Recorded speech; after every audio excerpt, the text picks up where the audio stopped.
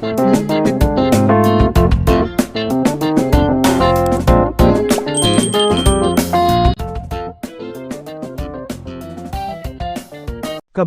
1181. May isang linggo pa bago ang Mount Thunder Conference. Ngunit medyo ilang sekta at pamilya ang nagsimulang maglakbay patungo sa Mount Thunder Sect. Sa kasamaang palad, sila ay naharang at inatake ni James. Ilang sect leaders at mga ulo ng pamilya ang namatay o malubhang nasugatan sa daan. Ang mga tao mula sa mga sekta at pamilyang ito ay natipon sa Mount Thunder Sect. Dahil sa galit sa ginawa ni James, gusto nilang magkaisa at patayin siya ng magkasama. Dahil sa pagkamatay ni Jackson, walang pinuno ang Mount Thunder Sect. Sa ngayon, ang binibini, si Delaney, ang namuno sa mga gawain ng sekta. Gayunpaman, siya ay isang binibini na walang karanasan sa gayong mga bagay at hindi sigurado kung ano ang gagawin. Bakit hindi tayo sinasagot ng Mount Thunder Sect? Ngayong nagtipon na tayo rito. Makatwirang lamang na ipakita ng sekta ang pagiging mapagpatuloy nito bilang host. Sino ngayon ang namamahala sa Mount Thunder Sect? Tanong ng galit na karamihan. Tumingin si Donovan sa mga tao at nahulog sa malalim na pag-iisip. Pakiramdam niya ito na ang pagkakataon niya. Kung mapatay si James, siya ang magiging pinakaprestihiyosong tao sa sinaunang martial world, na lubos na nakikinabang sa pag-unlad ng Blithiz. Gayunpaman, wala siyang lugar para magbigay ng pahayag dahil hindi niya ito teritoryo. Lumapit si Delaney at sinabing, "Mga respetadong bisita, magtiwala ka sa akin kapag sinabi kong gustong-gusto kong patayin ng sekta natin si James." Gayunpaman, talagang nangingibabaw siya at nagtataglay ng hindi mabilang na mga kasanayan sa militar. Kakaunti lang ang makakatalo sa kanya sa buong sinaunang martial world. Donovan, ikaw lang ang makakapatay kay James ngayon. Kumilos ka. Oo, nakikiusap kami na patayin mo si James. Ikaw ang magiging dakilang Grandmaster ng sinaunang martial world kung gagawin mo iyon. Napatingin ang mga tao kay Donovan. Ang Blithiz ang tanging grupo na hindi pa napatay o nasugatan sa maraming puwersang natipon sa Mount Thunder Sect. Ito, si Donovan ay may problemang ekspresyon habang sinasabi niya, "Masyadong mataas ang tingin ninyo sa akin. Pinatay ni James ang sect leader. Sasabihin ko na ang aking martial arts skills ay hindi sapat para patayin siya. Nagpapakumbaba ka. Alam ng lahat na ang signature martial skill ng Blithiz, ang Blythe Fist of Abomination, ay walang kapantay. Tama iyan. Pakiusap. Nakikiusap kami na tulungan mo kaming ipaghiganti." Palakas ng palakas ang mga boses na nagsusumamo. Bahagyang natuwa si Donovan sa kanilang reaksyon. Ito ay isang tanawin na gusto niya. Gayunpaman, bumalatay sa kanyang mukha ang pag-aalala dahil hindi siya kumpiyansa na talunin si James. Kung siya ay tumayo at kinuha ang bagay na ito sa kanyang sarili, siya ay magiging isang katatawanan kung siya ay nabigo upang patayin si James. Kasabay nito, palampasin niya ang pagkakataong sumikat kung hindi siya angat sa ngayon. Tumayo siya at sumigaw. Lahat, mangyaring tumahimik. Nang marinig ito, natahimik ang mga tao. Sinabi ni Donovan, "Ang B**** na iyon, si James, ay pumatay ng hindi mabilang na mga sect leader at mga ulo ng pamilya. Hindi natin siya dapat hayaang hindi mapaparusahan. Gayunpaman, ang aking lakas ay limitado, at wala akong nagawang patayin siya ng mag-isa. Iminumungkahi kong bumaba tayo ng bundok at makipagtulungan sa mga sekta na hindi pa dumarating para patayin si James. Patayin si James! Patayin si James!" Ang galit na boses ng karamihan ay umalangaw-ngaw sa buong bulwagan ng Mount Thunder Sect. "Malaki!" Sumigaw si Donovan. "Lahat, sundin ang aking pamumuno. Bababa tayo ng bundok sa Mount Ramsdalen. Imposibleng kunin ni James ang lahat sa atin. Humakbang si Donovan at pinag-isa ang mga martial artist. Pagkatapos, sabay-sabay niyang inakay sila pababa ng bundok. Ang galit na grupo ng mga tao ay bumaba sa bundok. Isang sect leader ang nagtanong, "Ano ang dapat nating gawin?" Binibini, malungkot na ekspresyon ang suot ni Delaney. Kahit na pinamahalaan niya ang mga gawain ng sekta sa panahon ng saradong pagmumuni-muni ng kanyang ama. Hindi niya kinailangan pangharapin ang napakalaking problema. Siya ay ganap na naliligaw. Pagkatapos mag-isip ng ilang sandali, sinabi niya, "Tara na at tingnan natin kung ano ang mangyayari. Pinatay ni James ang aking ama. At ang sama ng loob na ito ay hindi ko bibitawan." Utos ni Delaney. "Pakinggan ang utos ko, mga tao sa Mount Thunder Sect. Bumababa tayo ng bundok para patayin si James." Samantala, lubos na walang kamalay-malay si James na hindi mabilang na mga martial artist mula sa iba't ibang sekta na dumaan sa kanya ay nagkaisa at bumababa sa bundok. Kabanata 1182. Gayunpaman, hinulaan ni James ang mga sekta na ito ay mag-uusap sa isa't isa at magkakaisa na patayin siya pagkatapos makarating sa Mount Thunder Sect.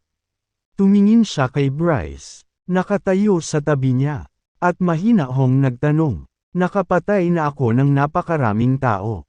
Pwede na ba ako? Kung hindi tayo aalis." Ang mga martial artist na dumating sa Mount Thunder Sect ay magkakaisa at bababa para patayin tayo. Napangiti si Bryce at sinabing, "Isa lang sila ng mga mahihina. At walang dapat ikabahala. Ang totoong powerhouse tulad ng Ancient Four ay hindi pa nagpapakita." Ang layunin ni Lujan ay gamitin ang mga kamay ni James para pahinin ang lakas ng iba't ibang sekta at pamilya at sirain ang reputasyon ni James. Kaya wala siyang pagpipilian kundi ang umasa sa kanila. Nang marinig ito, kumunat ang noo ni James. Noong una, gusto niyang gamitin ito bilang dahilan para bumalik at humingi ng antidote kay Lujan. Gayunpaman, hindi gumana ang kanyang plano. Dahil iyon ang nangyari, nagpasya siyang manatili pa ng ilang araw. Nagpatuloy siya sa paghihintay. Maya-maya pa ay lumitaw na naman sa malayo ang isa pang grupo ng mga tao. May mga 7 hanggang 8 tao. Isang matandang lalaki ang nangunguna sa paglalakad. Kasunod ang isang magandang babae. Ito ay ang Cadence. Ang nasa harap ay si Tobias. At ang babae sa likod niya ay si Maxine. Napansin ni Maxine si James mula sa malayo. Ito ay naging maliwanag pagkatapos Thea ay kinuha ang layo na ang sitwasyon ay nakuha out of hand. At James ay pinilit na gawin ang mga bagay na hindi niya dapat gawin. Sa huli, wala siyang choice kundi makipag-ugnayan kay Tobias at makipagkita sa kanya. Nakita rin ni Tobias si James. Bulong ni Maxine, "Lolo." Napilitan si James na gawin ang masasamang gawaing ito at naging pangkalahatang kaaway ng matuwid na pangkat. Bahagyang tumango si Tobias. Wala nang babalikan ang sandaling pinatay niya si Jackson. Lumapit siya kay James. Tumayo din si James at hinugot ang Blade of Justice sa lupa. Seryoso ang itsura ni Bryce. Bulong niya, "James." Ang matandang lalaki diyan ang nagsunog sa villa ng pamilya mo 10 taon na ang nakakaraan. Sinunog niya ang iyong buong pamilya at iniwan silang mamatay. Ngayon na ang oras para sa iyong paghihiganti. Siya ay makapangyarihan at marahil ang ipitong Rango. Baka magkaroon tayo ng pagkakataon na patayin siya kung sabay tayong umatake. Si Tobias ang pinuno ng mga Kaydan. Samantala, ang pamilya Kaydan ang pinuno ng Ancient Four. Pambihira ang kanyang talento sa martial arts. Walang nakakaalam kung gaano siya kalakas.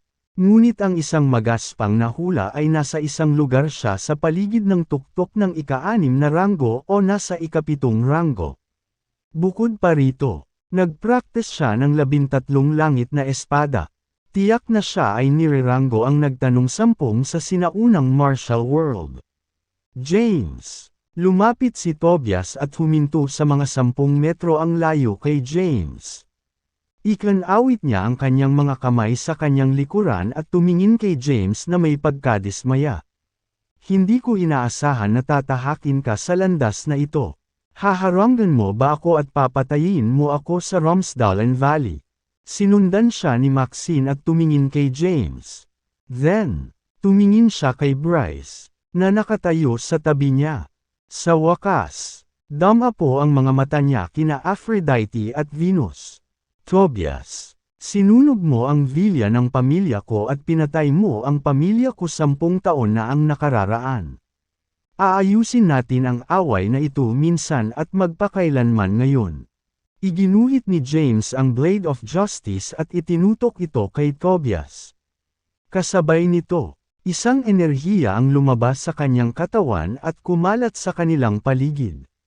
Ang nyebe sa hangin ay tila na suspine sa hangin. Lolo, hinatak ni Maxine ang manggas ni Tobias at bamulong.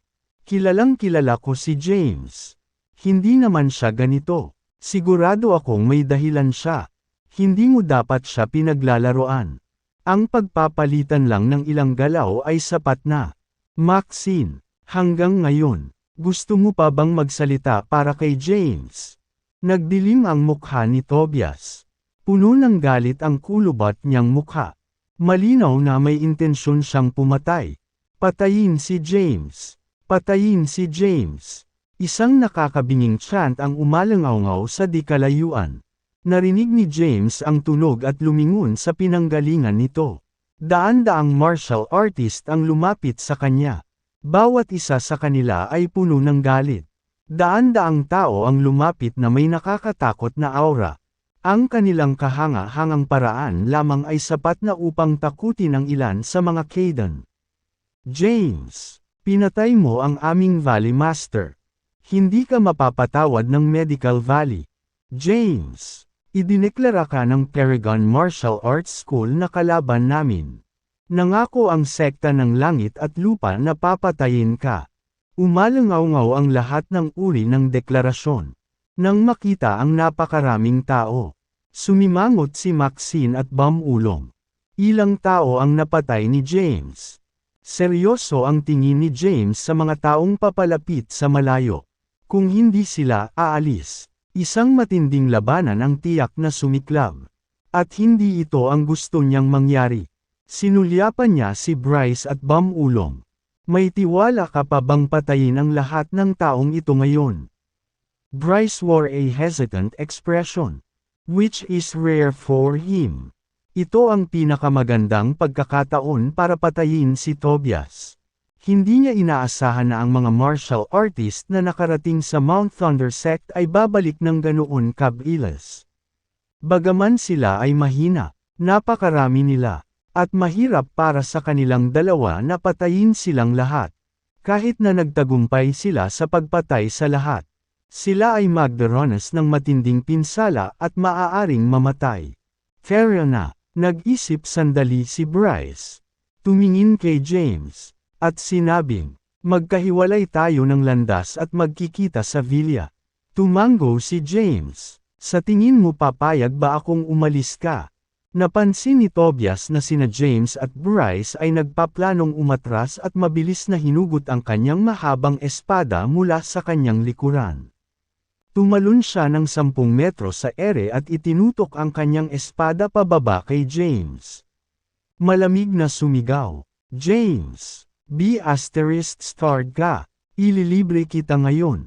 Nang makita ito, malungkot ang ekspresyon ni Bryce.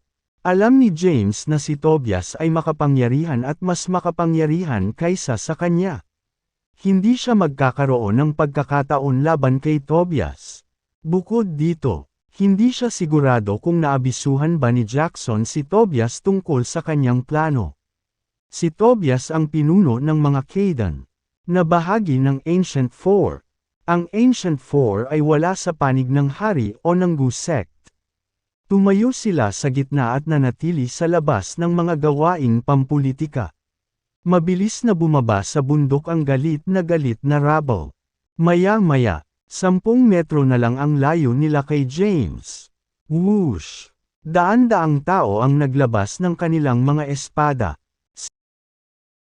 Si Delaney, ang binibini ng Mount Thunder Sect, ay humakbang pasulong at tumingin sa makapangyarihang Tobias na lumulutang sa hangin gamit ang kanyang mahabang espada. Pinagsalikop niya ang kanyang mga kamay na may pagmamakaawa sa kanyang magandang mukha at sumigaw. Mr. Thomas. Pinatay ni James ang pinuno ng Mount Thunder Sect. Nakapatay na rin siya ng hindi mabilang na mga sect leader at mga ulo ng pamilya. Nakikiusap ako, kumilos ka at patayin siya. Alisin ang B** star na ito para sa sinaunang martial world. Haha, tumawa ng malakas si James. Depende yun kung may kakayahan siyang gawin iyon. Hindi sigurado si James kung ipinaalam ni Jackson si Tobias. Kung ginawa niya, kailangan niyang kumilos. Si Tobias ay sadyang matatalo sa kanya at magkunwaring patay kung siya ay naalertuhan upang ang mga tao ng Gu Sect ay magpabihis sa kanilang mga bantay. Mamamatay sila sa Gu Sect pagkatapos noon. Gayunpaman, kung hindi alam ni Tobias ang plano, alam ni James na hindi siya mananalo. Kahit mababa si James, hindi siya napigilan ni Tobias na tumakas. Tumalon si James ng 20 metro sa himpapawid at nakipagkita ng harapan kay Tobias. Nagsagawa siya ng heavenly breath, at ang kanyang true energy ay tumagos sa kanyang buong katawan, na naging sanhi ng isang nakakatakot na puwersa na lumabas sa kanyang katawan. Ang Blade of Justice ay kumikinang din ng mas maliwanag sa kanyang mga kamay, na nagniningning sa isang nakasisilaw na gintong sinag. Mayroon siyang napakalakas na enerhiya. Maraming nanonood ang nagulat sa kanyang makapangyarihang enerhiya. Mabilis na umatras ang mga martial artists sa malapit. Kung magkalaban ang dalawang powerhouse, ang mga alon na nilikha ng kanilang enerhiya ay magiging lubhang mapanganib. Maaari silang tamaan ng malakas na alon ng puwersa kung hindi sila mag-iingat. James. Dumilim ang mukha ni Tobias habang malamig na sinabi, "Malaki ang inaasahan ko sa iyo at gusto kong sanayin ka bilang tagapagmana ng ating pamilya. Gayunpaman, labis mo akong binaygo. Ngayon, personal kitang papatayin." Malamig na sabi ni James. "Shut up. Ang aking pamilya ay pinatalsik mula sa mga Kayden 30 taon na ang nakararaan. Hindi na ako bahagi ng mga Kayden. Sinunog mo ang villa ng pamilya ko at pinatay mo sila. Aayusin namin ang lahat ng account mula 10 taon na ang nakakaraan ngayon." Haha, magaling. Napakahusay. Gusto kong makita kung gaano karaming mga espada ng 13 langit na espada ang maaari mong ilabas. Tumawa si Tobias at biglang umatake. Humakbang siya pasulong at nakikita ang kanyang espada. Isang pagsabog ng materialized na sword energy ang bumaril. Parang laser beam, na parang kidlat pasulong. Lumitaw ito sa harap ni James halos agad-agad. Nagpunta sa vitals ni James. Mabilis na naiwasan ni James ang putok. Ang sword energy ay tumama sa isang bangin sa di kalayuan. Boom! Ang sword energy ay bumagsak sa isang makapal na layer, na naging sanhi ng pagbagsak ng mga bloke ng yelo. Napakalakas ng sword energy. Kabanata 1184. Kahit 10 metro ang layo, ang puwersa ng sword energy ay sapat na malakas para saktan ang mga tao. Ito talaga ang pinakamahusay na pamamaraan ng espada sa mundo. Ang pag-aaral ng gayong pamamaraan ay magiging hindi magagapi. Walang makakalapit. Ang mga martial artist ay namamangha sa lakas ni Tobias habang sila ay umatras. Inilunsad ni Tobias ang isa pang pagsabog ng sword energy habang bumababa. Hinahampas ang kanyang espada kay James. Itinaas ni James ang kanyang espada upang harangan ang pag-atake. Kumalabog. Nagsalpukan ang dalawang espada, na nagdulot ng mapurol at malakas na ingay. Nagsagupaan ang kanilang mga enerhiya at nagdulot ng napakalaking shockwave na walisin ang kanilang paligid. Tumama ito sa yelo sa magkabilang gilid ng bangin. At nagsimulang bumagsak ang mga bloke ng yelo pababa ng bundok. Dahil dito, umalangaw-ngaw ang isang nakakabinging dagandong. Naganap ang pagguho ng lupa. At nagbitak-bitak ang paligid na parang may lindol. Ramdam ni James ang nakakatakot na sumasalungat na enerhiya na dumarating sa Blade of Justice. Isang init ang bomb alot sa kanyang lalamunan. At dumura siya ng isang bibig ng dugo. Masyado siyang malakas. Nanlamig ang dugo ni James. Alam niya na malakas si Tobias ngunit hindi niya inaasahan na magiging napakalaki ng kanyang kapangyarihan. Naubos na niya ang Snow Lotus wine kanina. At ang kanyang lakas ay bumuti ng husto. Gayunpaman, nakadama pa rin siya ng kababaan sa pakikipaglaban kay Tobias. Samantala, nagulat din si Tobias kay James. Hindi niya inaasahan na mahaharangan ni James ang kanyang mga atake. Alam niya ang lakas ng kanyang pag-atake. Ang mga nasa ilalim ng ikapitong ranggo ay hindi kayang ipagtanggol ito. Gayunpaman, pilit itong tiniis ni James at nasaktan lang hanggang sa samukan ng dugo. Umungol si Tobias. Kahanga-hanga, tingnan natin kung kaya mo pang tanggapin ang ilan pang mga pag-atake ko. Sa sandaling matapos siyang magsalita, naglunsad siya ng isa pang pag-atake. Sinamantala niya ng husto ang lakas ng 13 langit na mga espada. Kumikislap ang kanyang espada, at pumitik ang kanyang figure.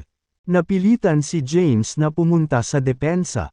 Sa kasamaang palad, masyadong mabilis ang mga pag-atake ni Tobias. Bagamat pareho silang may parehong sword technique, mas mabilis itong naisagawa ni Tobias kaysa sa kanya. Napilitan si James na umatras ng maraming hakbang. Nagtamo pa siya ng ilang sugat. Napakabilis ng swordsmanship. Ito ay dapat ang maalamat na 13 heavenly swords. Mali. Iyon lang ang first sword realm. Ayon sa pagkakaintindi ko, ang 13 langit. Ang mga espada ay may 2 kaharian ng espada. Ang second sword realm ay ang tunay na anyo ng 13 heavenly swords. Ang mga martial artist ay nanood ng labanan sa malayo. Nagulat ang lahat sa pagiging espada ni Tobias. Kumilos siya ng kasing bilis ng kidlat. Boom! Isa pang banggaan ng mga espada ang nangyari. Itinaas ni James ang kanyang Blade of Justice para harangan ang pag-atake. Si Tobias ay naglaslas mula sa itaas at idiniin ang kanyang espada sa Blade of Justice. Pilit na ibinaba ang katawan ni James sa sobrang lakas. Tuluyan na siyang bumagsak sa lupa. Sa huli, siya ay nadurog sa lupa. At ang kanyang katawan ay nabaon sa makapal na nyebe. Natalo ba siya? Pinagmamasdan ng mga nanunood ang lahat ng nangyayari. Sa hindi mabilang na mga titig. Pilit na bumangon si James mula sa lupa. Inabot niya ang kamay niya at pinunasan ang dugo sa gilid ng labi niya. Napatingin siya kay Tobias na nakalutang sa langit. Naging malungkot ang kanyang ekspresyon. Natanggap ba ni Tobias ang mensahe mula kay Jackson o hindi? Bahaging hindi sigurado si James.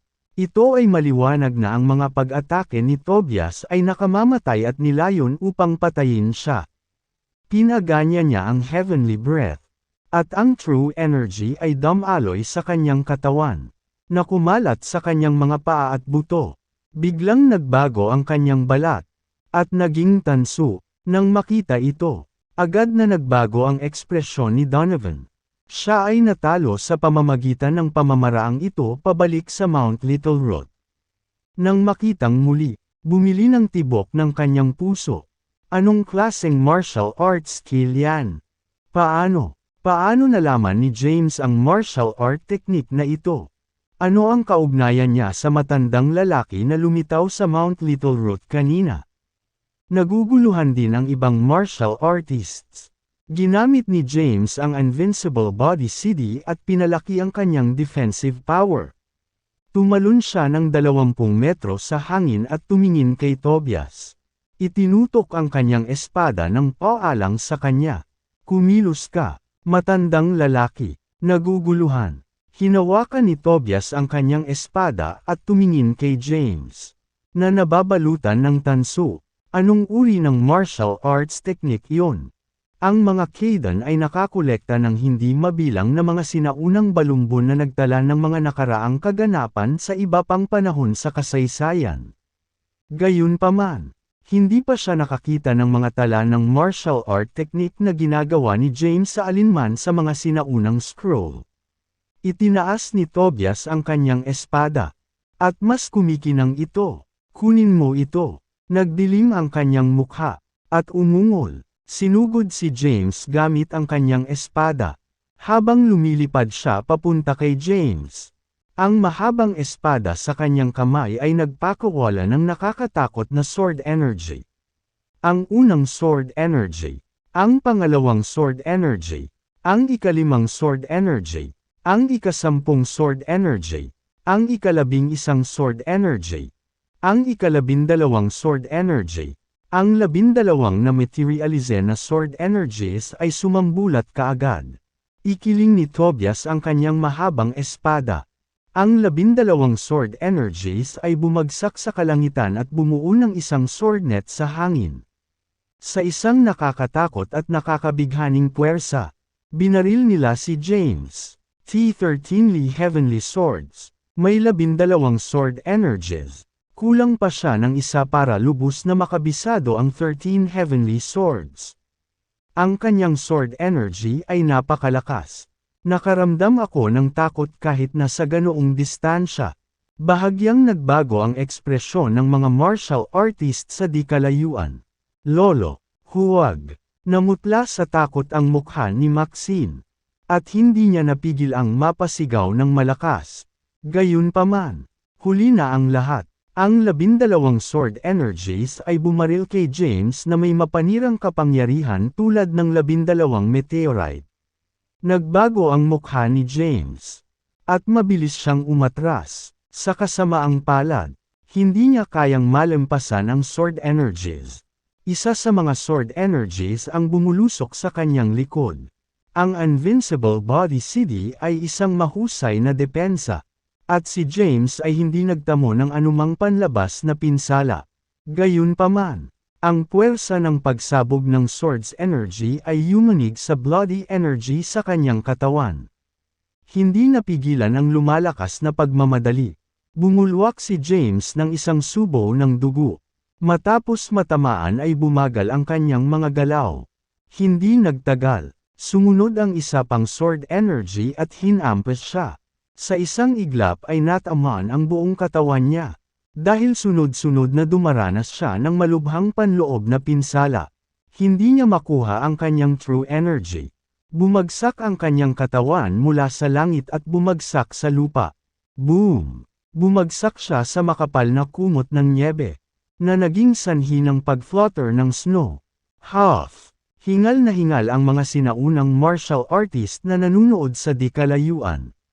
Napakalakas ni Tobias. Ang 13 langit na espada ay napakalakas.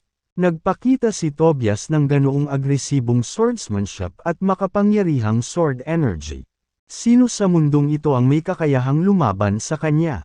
Inaasahan ang kanyang lakas dahil isa siya sa mga ulo ng pamilya ng Ancient Four. Ang mga Kaidan ay nagpasa ng mga pamamaraan ng walang kapantay na espada sa loob ng libo-libong taon. Nakakatakot ang mukha ni Bryce. Hindi niya inasahan na magiging ganito katindi ang kapangyarihan ni Tobias. Higit pa rito, nakabisado pa niya ang ikalabindalawang espada ng 13 langit. Mga espada, maging si James ay hindi nabigyan ng pagkakataon at natalo. Palihim siyang naghanap ng pagkakataong makawala. Tungkol naman kay Tobias. Unti-unti siyang bumaba sa lupa at naglakad papunta sa kung saan napadpad si James. Gusto niyang tingnan kung patay na ba si James o hindi. Nang makalapit siya, itinulak niya ang kanyang palad pasulong. At agad na naramdaman ng puwersa ang nyebe. Si James ay nakahiga sa lupa. Puno ng dugo, sa bingit ng kamatayan. James! Mabilis na sumugod si Maxine at sinubukang tulungan si James na makabangon mula sa lupa. Gayunpaman, Itinaas ni Tobias ang kanyang espada at hinarangan ang kanyang landas. Lolo, napaluha si Maxine. Magiliw na sinabi ni Tobias. Nagpatay siya ng mga inosenteng buhay. Kaya pinarusahan ko siya para sa kanyang mga kasalanan. Nakuha niya ang nararapat sa kanya. Akala ng lahat ay patay na si James. Gayunpaman, biglang gamulong si James. Bumangon, at sumalakay habang si Tobias ay nakababa sa kanyang bantay. Ang kanyang mahabang espada ay tumusok sa katawan ni Tobias. Kabanata 1186. Ikaw, nanlaki ang mga mata ni Tobias sa hindi makapaniwala. Ha! Nag-iba ang ekspresyon ng mga martial artist na nanunood sa malayo. Binawi ni James ang kanyang espada. At kasabay nito, mabilis niyang itinutok ang kanyang palad sa dibdib ni Tobias. Bagaman hindi gaanong nagpapuwersa si James sa kanyang pag-atake, bumaril ang katawan ni Tobias. Umiikot sa hangin, at bumagsak sa lupa ng ilang daang metro ang layo. Tuwang-tuwa si James, tama siya. Fair na, hindi na naglakas loob si James na magtatagal pa. Lumingon siya at tinawag si Bryce. Pagkatapos, tumalon siya kay Aphrodite at Venus. Hinawakan niya ang isa sa mga ito sa bawat kamay at mabilis na tumalon ng ilang hakbang pa sa ere. Nawala sa paningin ng lahat. Nang makitang matagumpay na nakagawa si James ng palihim na pag-atake kay Tobias. Hindi na rin naglakas loob si Bryce na manatili pa at mabilis na lumikas. Tobias, Tatay, Lolo, Mr. Tobias. Matapos tumakas sina James at Bryce, ang mga Kaidan at iba pang martial artist ay nanambalik sa kanilang katinuan at mabilis na sumugod kay Tobias. Si Tobias ay sinaksak ng isang espada at tinamaan ng isang atake sa palad. Siya ay umubo ng maraming dugo, at ang kanyang mukha ay namutla. Sa oras na siya na propped up, nawala na niya ang lahat ng mga palatandaan ng buhay. Arg! James! Hinding-hindi kita mapapatawad. Umalangaw-ngaw ang galit na mga dagandong. Samantala, tumawa ng malakas si Bryce na nakatakas mula sa Ramsdalen Valley. Haha, James! Malaki ang naiambag mo this time. Sinaksak mo si Tobias sa sobrang lapit na distansya at gumawa ka pa ng panibagong suntok. Hindi na siya makakaligtas sa ganyan. Kahit hindi siya mamatay, seryoso siya, nasugatan at hindi na makakabawi sa kanya. Oras para sa Mount Thunder Conference. Magkakaroon tayo ng isang hindi gaanong malakas na kalaban. Walang pakialam na sagot ni James. Of course, he's a 7th rank Grandmaster. And I'm at the peak of the 6th rank. I dealt that sneak attack with all my strength while he was careless. He can't survive that. Not bad. Good job. Tinapik ni Bryce ang balikat ni James at sinabing, pagkabalikan natin. Tiyak na papurihan kita sa harap ni Mr. Owen. Matutuwa siya at tiyak na gagantimpalaan ka. Napangiti ng mahina si James at hindi na nagsalita pa. Mabilis silang umalis at bumalik sa villa. Makalipas ang kalahating araw, lumitaw sila sa suburb villa sa Terrentville. Ano? Biglang tumayo si Luke dyan at hindi makapaniwalang tumingin kay Bryce. Kay kakasabi mo lang ba na si James? Si James ang pumatay kay Tobias. Haha, sir, it's absolutely true. Ginamit ni Tobias ang 13 heavenly swords at tinalo si James. Gayunpaman, binaygo niya ang kanyang bantay. At sinamantala ni James ang pagkakataong makalusot. Sinaksak siya ni James at sinundan pa ito ng isang palad. Atak! Ako mismo ang nakasaksi. Nasaksak si Tobias sa puso. At ang atake ng palad ni James ay tumama rin sa kanyang puso. Malaki ang posibilidad na hindi siya makaligtas. Ang galing! Ang galing! Excited si Luke dyan at gustong yakapin si James. Magwala! Si James ay agresibong itinaboy si Luke dyan at sinabing walang pakialam. Hindi ako interesado sa mga lalaki. Si Luke Jan ay hindi nagalit sa kanyang pag-uugali. James, maganda ang ginawa mo sa pagkakataong ito. Si Tobias ay palaging isa sa mga sinasabi ko. Siya ay isang powerhouse ng ikapitong ranggo at nagsanay ng 13 langit na espada. Walang maraming tao sa mundong ito ang maaaring talunin siya. Patayin mo na lang siya. Simula ngayon, kapatid na kita. Kung anuman ang meron ako ay sayo. Si Luke Jan ay nasa mabuting kalooban. Pinatay ni James si Tobias, na nakalutas ng malaking problema para sa kanya. Ikinwento rin ni Bryce ang lahat ng nangyari sa Romsdalen Valley. Matapos malaman na nakapatay ng maraming tao si James. Masayang tumawa si Luke Jan. Inunat ni James ang kanyang kamay at nagtanong, "Nasaan ang antidote?" "Sige." Si Luke Jan ay naglabas ng isang maliit na bote ng ceramic. Nagbuhos ng isang tableta, at iniabot ito kay James. At sinabing, "Narito ang panlunas. Matapos itong inumin, ang lason mula sa iyong katawan ay mawawala. At ikaw ay malaya." Hindi na nagdalawang isip si James at agad itong nilunok. Ngumiti si Luke Jan at sinabing, "Nasugatan ka at dapat ay pagod na pagod. Dapat kang pumunta at magpahinga ng mabuti." Pagkatapos magsalita, naglabas si Luke Jan ng isang bote ng elixir at iniabot kay James. Ito ay isang hilang elixir na personal kong pinino. Ito ay mahusay para sa pagpapagaling ng mga panloob na pinsala. Kinuha ito ni James. Tumalikod at umalis. Bumalik siya sa kwarto niya sa taas. Pagkapasok niya sa silid ay hindi na niya ito napigilan at bumulwak ang isang subo ng dugo na bumagsak sa sahig. Kabanata 1187. Kahit na ang Invincible Body CD ni James ay hindi na-deactivate ng 13 langit na espada ni Tobias. Ang epekto ng mga pag-atake ni Tobias ay napakalakas pa rin. Sa lahat ng 12 sword energies na sabay-sabay na umaatake, ang mga suntok ay napakalaki at nagdulot ng matinding pinsala sa loob ni James. Pagbalik niya sa kwarto ay hindi na niya ito nakayanan at tuluyang bumagsak sa sahig. Sa sobrang kahirapan, umupo siya sa isang lotus na posisyon sa sahig at nagsimulang magsagawa ng healing cultivation method mula sa mga medikal na libro upang pagalingin ang kanyang mga sugat. Bagamat binigyan siya ni Luke Jan ng healing elixir, hindi siya pinagtiwalaan ni James. Kung ikukumpara sa healing elixir, mas nagtiwala si James sa mga medikal na libro. Nagsimula siyang gumaling. Samantala, sa sala sa ibaba, ikinwento ni Bryce kay Luke Jan ang mga nangyari sa Romsdalen Valley. Hindi niya itinago o pinalampas ang anumang detalye. Matapos itong pakinggan, napangiti si Luke Jan. Hindi mahalaga kung ang iba ay namatay o hindi. Ang pinakamahalagang bagay ay patay na si Tobias.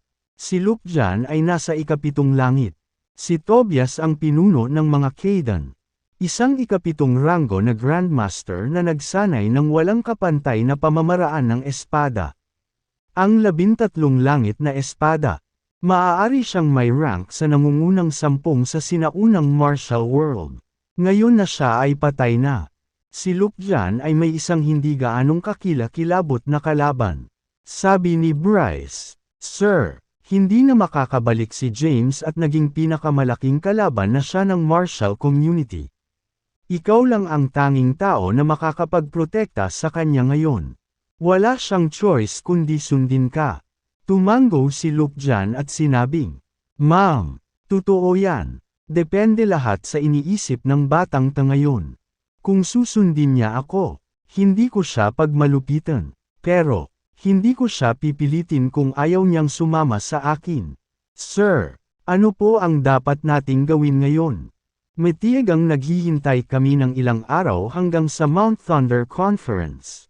Hindi nagmamadali si Luke Jan. Alam niya ang motibo ng Supreme Commander. Sa paglipas ng mga taon, ang Supreme Commander ay nasa closed-door meditation. Gayunpaman, tiyak nalilito siya sa Mount Thunder Conference. Ito ang pagkakataon niya. Ito rin ang tanging pagkakataon niya. Kung palalampasan niya ang pagkakataon, hindi na siya makakatagpo ng isa pang pagkakataon para patalsikan ang Supreme Commander. Naiintindihan. Tumango si Bryce. Pumunta ka at magpahinga. Ikan-away ni Luke Jan ang kanyang kamay. Sige. Tumalikod na si Bryce at umalis. Samantala, ginagamot ni James ang kanyang mga sugat sa silid. Malubhang nasugatan siya sa pagkakataong ito. Matapos manatili sa silid sa loob ng 3 araw. Ngunit bumuti ang mga pinsala.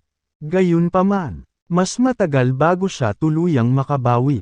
Habang ginagamot ang kanyang mga sugat nitong nakaraang araw, walang nakaistorbo sa kanya. Matapos maramdaman ni James na naka-recover na siya at makakagalaw na siya. Tumayo siya at naglakad palabas ng kwarto. James! Isang mabalahibong boses ang tumawag sa kanya pagkalabas niya ng pinto. Napatingin si James kay Aphrodite at Venus na nakatayo sa labas ng kwarto at tumango bilang tugon sa kanila. James! Pinakiusapan ka ni Mr. Owen na makipagkita sa kanya sa ibaba para pag-usapan ang isang bagay na mahalaga pagkatapos mong magpagaling. Ma'am! Tumango si James. Tumalikod. At bumaba ng hagdan. Narinig niya ang pagtawa ni Luke Jan nang makarating siya sa sala sa unang palapag. Tumingin si James at nakita niyang maraming tao ang nakaupo kasama si Luke Jan. 11 lalaki, mga 50 hanggang 60 taong gulang, at isang babae. Kahit na ang mga lalaki ay mukhang matanda, ang babae ay mukhang mas bata at marahil ay mga 30 taong gulang. Maganda siya at nakasuot ng manipis na damit. Nagniningning ang sexy na aura. James, tapos ka na bang magpagaling? Napansin ni Luke Jan na bumaba si James at agad na tumayo. Lumapit siya at nagpakilala sa mga bisita. Hayaan mong ipakilala kita. Ito ang 12 Zodiacs at kilalang powerhouse ng sinaunang martial world. Ang kanilang 12 Zodiac formation ay walang katulad na martial art technique. Ang 12 Zodiac, Kabanata 1188, bahagyang natigilan si James. Sino ang mga taong ito? Nakatingin din ang 12 Zodiac kay James. Ipinakilala muli ni Luke Jan. Ito ang kilalang James, na kamakailan ay naging viral sa buong mundo. Siya ang pumatay sa isa sa mga sinaunang mga ulo ng pamilya, si Tobias Caden. Bagamat bata pa siya, isa na siyang napakalakas na Grandmaster. Bigyan mo pa siya ng ilang dekada, at tiyak na siya ang magiging numero 1 martial artist sa mundo. I see. It's James. Marami akong narinig tungkol sa'yo. Sino ang hindi nakarinig ng Dragon King? Tumayo ang 12 Zodiacs at sunod-sunod na binati si James. Tumango rin si James bilang tugon. Pagkatapos, lumakad siya at umupo. Tumingin siya kay Luke Jan, na nakaupo, at nagtanong. Sinabi sa akin ng kambal na mayroon kang dapat pag-usapan sa akin. Tumingin si Luke Jan kay James at tinanong. Kamusta ang mga sugat mo? James. Malumanay na sagot ni James. Pansamantala silang na-control, pero magtatagal ako para tuluyang maka-recover. Seryoso ang ekspresyon ni Luke Jan. Nabihira, at nagtanong siya. Tinawagan kita para talakayin ang nalalapit na Mount Thunder Conference. Napukaw ang curiosity ni James. Tumingin siya kay Luke Jan at nagtanong. Paano ang Mount Thunder Conference? Tumingin si Luke Jan sa lahat ng taong naruroon at sinabing, lahat ng tao dito ay mga taong pinagkakatiwalaan ko. Dapat alam niyo na may Supreme Commander sa Gu Sect. Tumango si James at sinabing, Ma'am, I've heard of him, but who exactly is this Supreme Leader? Ipinaliwanag ni Luke Jan, ang Supreme Leader ay si Callan. Ang pinuno ng Mavericks at pinuno ng 3 pamilya ng Gu Sect 100 taon na ang nakararaan. Nang marinig iyon, huminga ng malalim si James. Narinig na niya noon si Callan. 100 taon na ang nakalilipas. Si Callan ay nasa edad 40 at isa ng ikapitong ranggo na Grandmaster. Dahil 100 taon na ang lumipas, tiyak na nakapasok na siya sa ika-8 ranggo. Hindi napigilan ni James na magtanong. Kung buhay pa siya, nakapasok na ba siya sa ika-8 ranggo? Of course. Umabot siya sa 8th rank 50 years ago. Gayunpaman, hindi ko alam kung gaano siya kalakas ngayon. Alam kong ilang dekada na siya sa closed-door meditation. Bihira siyang magpakita sa labas. Alam ko rin, na nagsasanay siya ng decimation of immortality. Ngunit hindi ako sigurado kung gaano kalakas ang diskarteng ito. Malungkot ang ekspresyon ni Luke Jan. Bahagya siyang naiinggit kay Callan. Plano kong patayin si Callan at ganap na sakupin ang Gu sect. Napatingin si Luke Jan kay James at sa 12 Zodiacs na naruroon sa sala. Walang pakialam na sagot ni James. Sabi mo nakapasok siya sa 8th rank 50 years ago. So how do you plan to kill him? Possible ba na pumasok ka rin sa 8th rank? Napatingin si James kay Luke Jan na may pagdududa. Hanggang ngayon, hindi niya naiisip ang tunay na lakas ni Luke Jan. Ha! Tumawa si Luke Jan at sinabing, wala kayong kailangang gawin. Mayroon akong sariling solusyon. Nagtanong muli si James, ano nga ba ang sinusubukang makamit ni Callan sa Mount Thunder Conference? Tumingin si Luke Jan kay James at sinabing, hindi mo na dapat itanong kung ano ang sinusubukan ni Callan. Isang pinuno, at ito ay naging isang gulo. Gusto ni Thomas na pag-isahin ang mga sinaunang martial artist. At natural, pinupuntirya niya ang posisyon ng Great Grandmaster.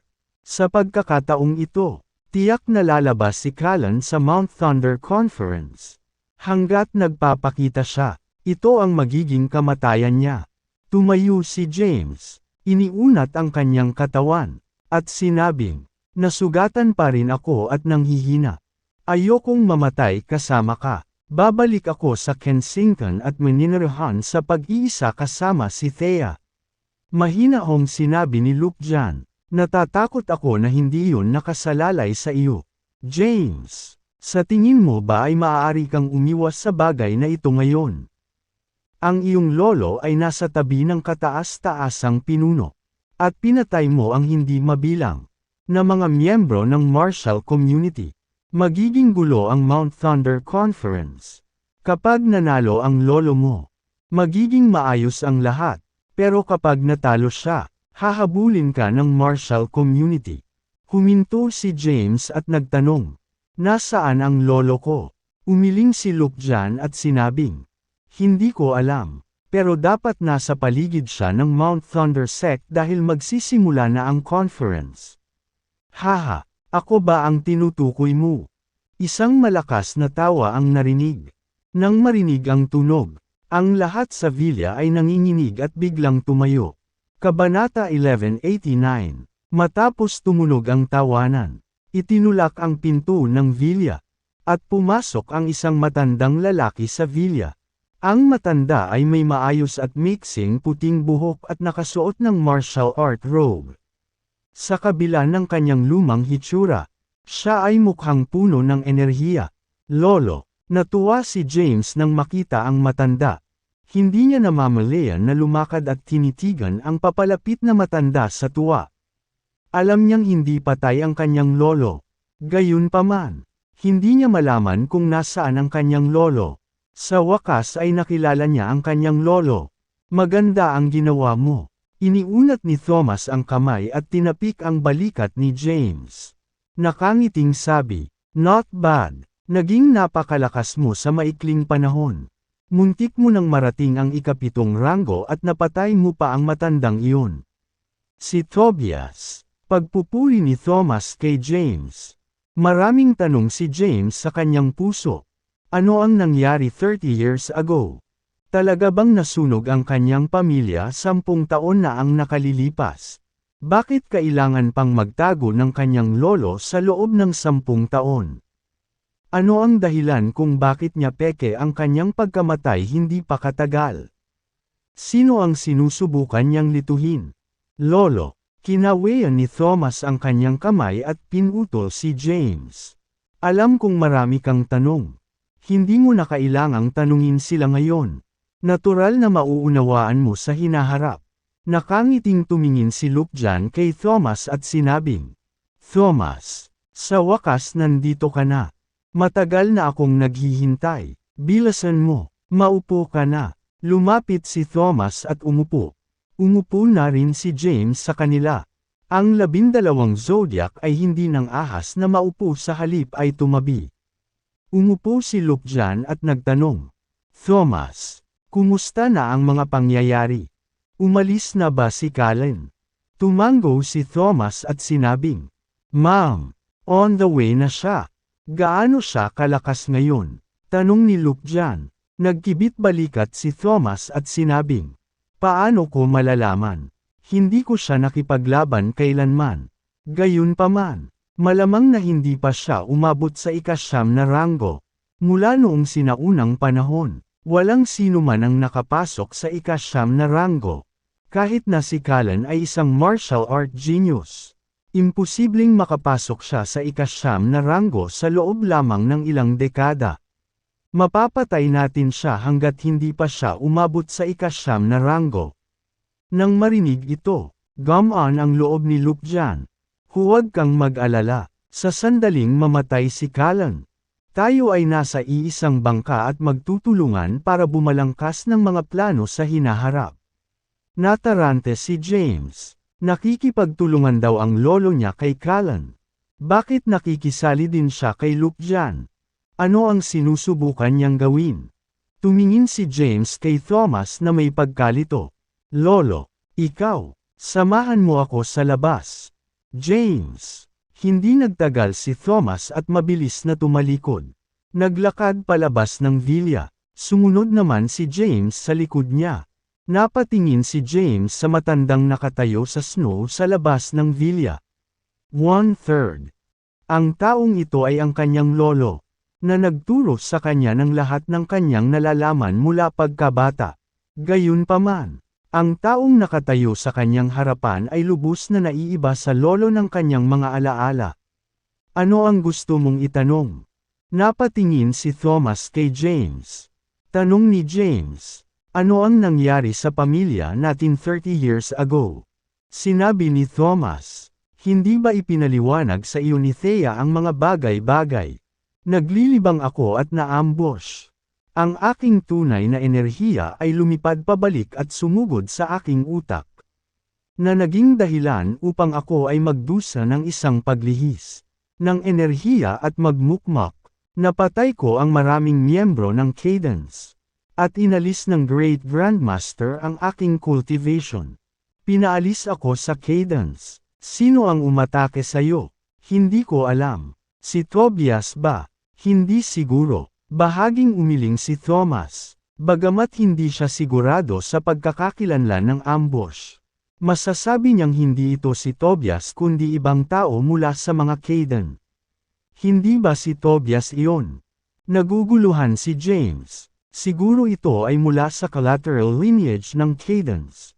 Bilang pinuno ng Ancient Four, ang mga taong nakikita mo sa Cadence ay mula sa isang nagpadalang linya.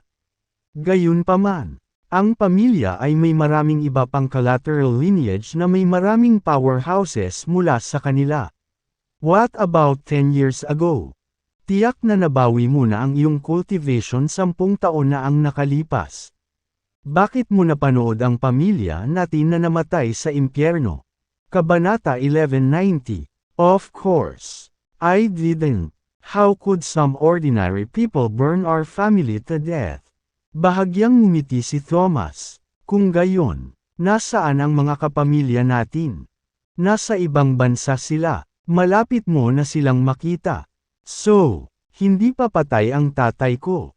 Oo nga naman. Paanong ang isang karaniwang tao na tulad ni Rowena ay may kakayahan na baligtarin ang pamilya natin?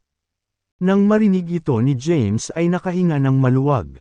Lolo, bakit mo sinasali ang iyong sarili sa mga tao mula sa Gu sect?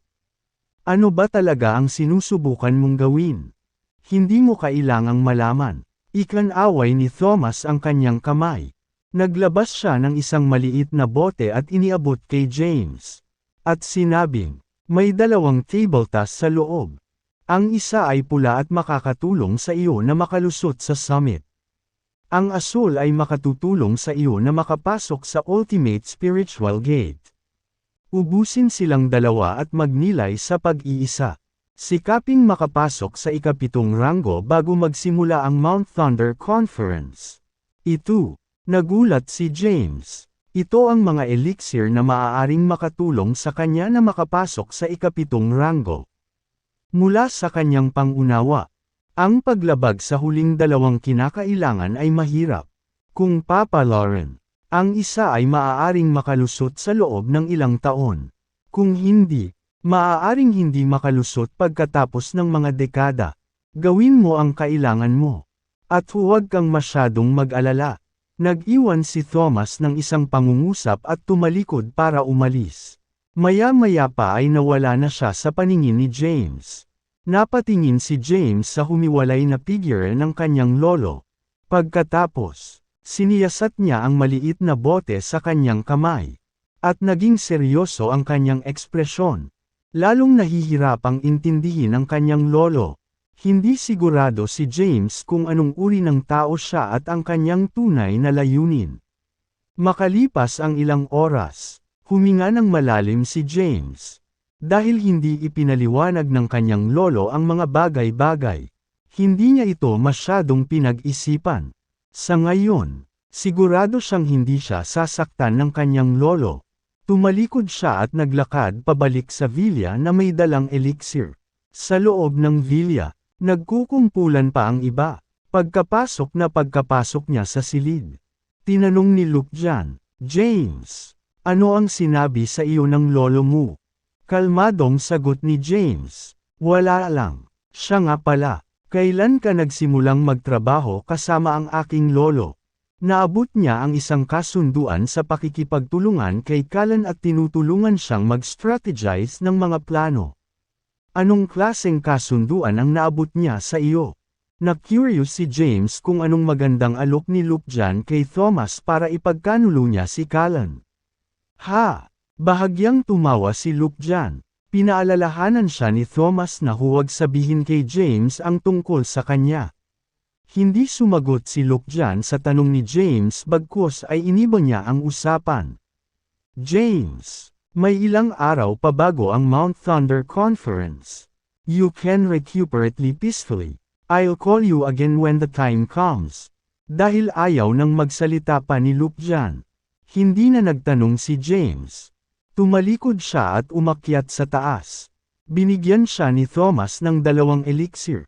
Kaya kailangan niyang gamitin ang kanyang oras upang linangin at masira ang ika-7 ranggo sa lalong madaling panahon. Pagbalik niya sa kwarto, nilock niya ang pinto at inilabas ang mga elixir.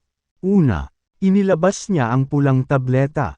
Ang elixir ay medyo maliit at kasing laki lamang ng isang ubas. Ito ay ganap na pula at may natitirang init. Hindi sigurado si James kung anong uri ng elixir iyon ngunit alam niyang ito ay hindi mabibili at malamang na ginugol ng kanyang lolo ang maraming oras sa pagpino nito. Pagkaraang inspeksyonin ito saglit, ibinuka ni James ang kanyang bibig at nilunok ang elixir. Kaagad, naramdaman niya ang mainit na agos na kumalat mula sa kanyang lalamunan patungo sa kanyang buong katawan. Na bumaon sa kanyang mga paa. Nang mga sandaling iyon ay hindi napigil ang lumutang ang kanyang katawan na parang aakyat na sa langit. Anong mahimalang elixir? Nagulat si James sa mga epekto. Agad siyang nag-concentrate sa pagsasagawa ng heavenly breath at hinigop ang enerhiya ng elixir.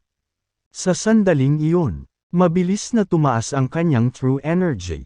Ang makapangyarihang true energy ni James ay sumugod mula sa kanyang elixir field patungo sa kanyang ulo. Naging malinaw ang kanyang isip, at naramdaman niyang bumukas ang spiritual gate sa tuktok ng kanyang ulo. Ang true energy sa kanyang katawan ay natipon sa kanyang ulo, at hindi nakikitang true energy na bulaklak ay namumulaklak. Ito ba ang ibig sabihin ng tumawid sa summit? Ganito ba ang pakiramdam ng ganap na pagsasaayos sa 3 kayamanan at 5 espiritu ng katawan ng tao? Kabanata 1191. Pagkatapos ubusin ang elixir, ang true energy ni James ay napalakas ng husto. Agad itong pumasok sa spiritual gate sa kanyang ulo at tumawid sa summit. 3 bulaklak ang namumulaklak sa summit.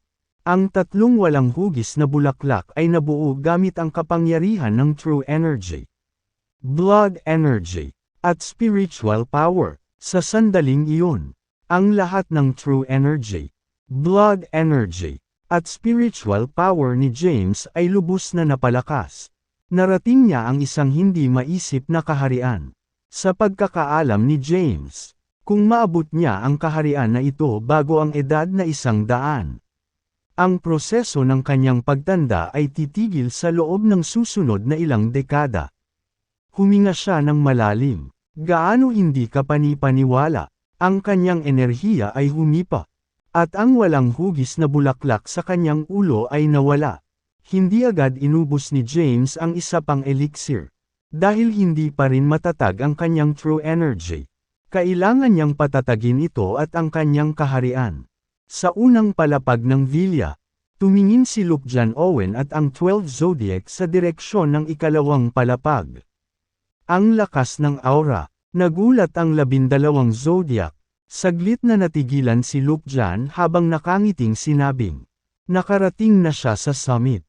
Isang huling spiritual gate na lang ang natitira sa kanyang paraan para makagawa siya ng isang pambihirang tagumpay sa ikapitong ranggo. Kayang gawin ito bago umabot sa edad na 30. Mas malakas siya kaysa kay Callan noong 1 siglo. Sa sandaling iyon, nakahinga ng maluwag si Luke John. Nakahinga siya ng maluwag na niligawan niya si James sa tabi niya at si Thomas ay nasa estado ng pakikipagtulungan sa Goose sect sa lahat ng ito. Kung hindi, si James ang magiging nakikita niya sa kanyang paraan. Hindi alam ni James na napansin niya ang iba sa ibaba na gumagawa ng isang breakthrough.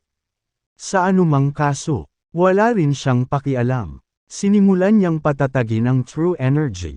Pagkaraan ng isang araw, ang kanyang true energy ay ganap na naging matatag.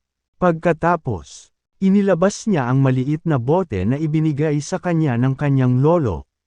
May 2 elixir pa sa loob. Bukod sa asul na elixir na sinabi sa kanya ng kanyang lolo, may isa pang puti sa loob. Alam niya na malamang na alam niya ang kanyang lolo na nakagawa siya ng tagumpay sa ika-6 na ranggo. Kaya naman nagsumikap siya para makuha ang 3 elixir na makakatulong sa kanya na makapasok sa huling 3 spiritual gates at maabot ang ikapitong ranggo.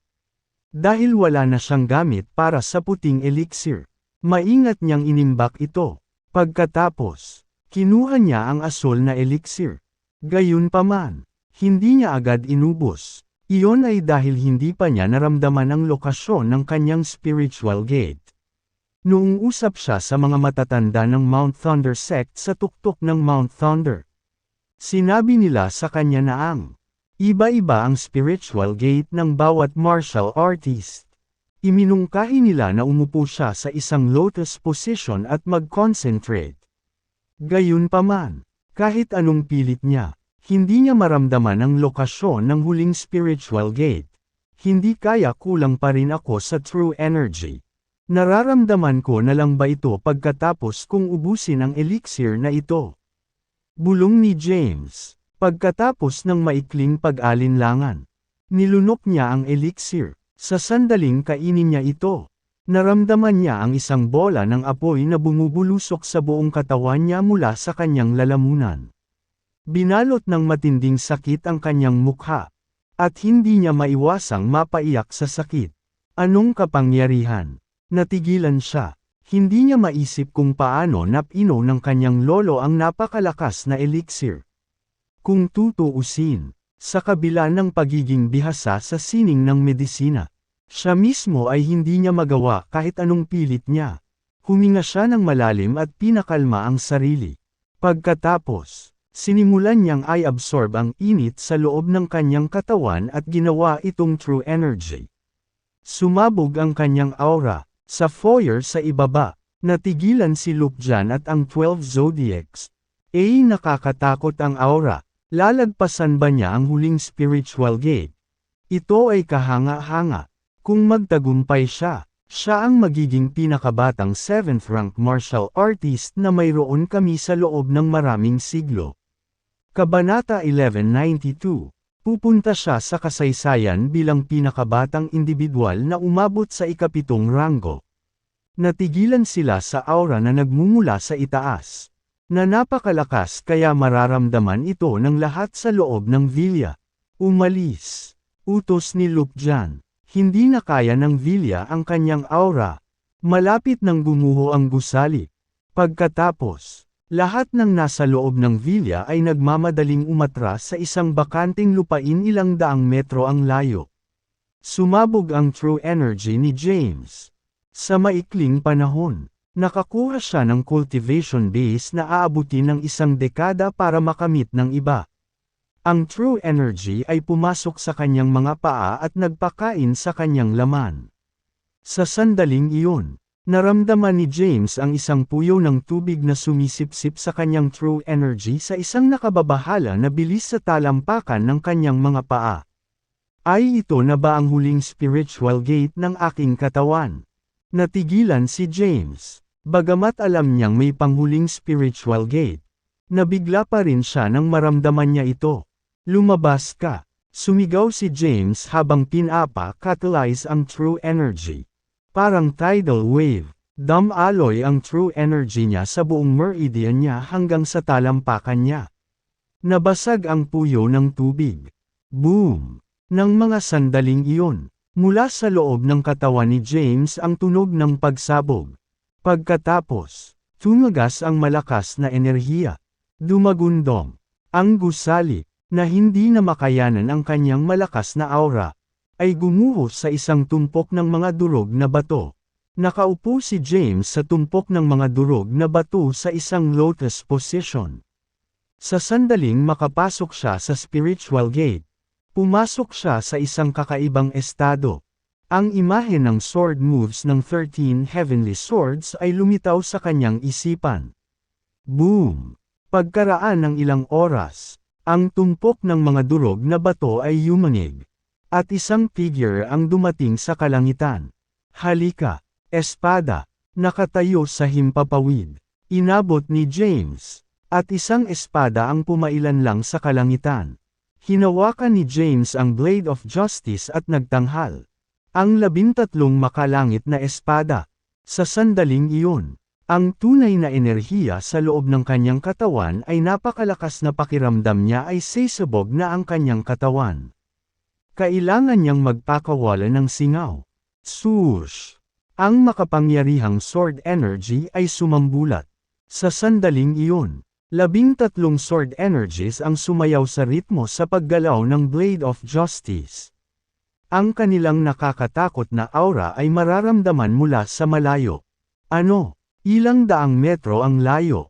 Natulala si Lukjan, ang 12 Zodiacs, Bryce, at ilang mga tauhan ni Lukjan. Hindi ba yan ang 13 langit na espada? Sino ang maglalakas loob na lumapit sa kanya na may sword energies na nagtatanggol sa kanya? Natigilan silang lahat sa sword technique na ginagawa ni James. Pumunta ka. Bahagyang inihilig ni James ang espada. At ang 13 sword energies ay tumawid sa landscape na walang humpay na galit. Boom! Dumagundong ang lupa. Nakatayo sa kalagitnaan ng hangin. Natigilan si James nang makita ang pagkawasak na dulot ng sword energies. Kahit na nagsimula pa lang siyang linangin ang 13 langit na espada.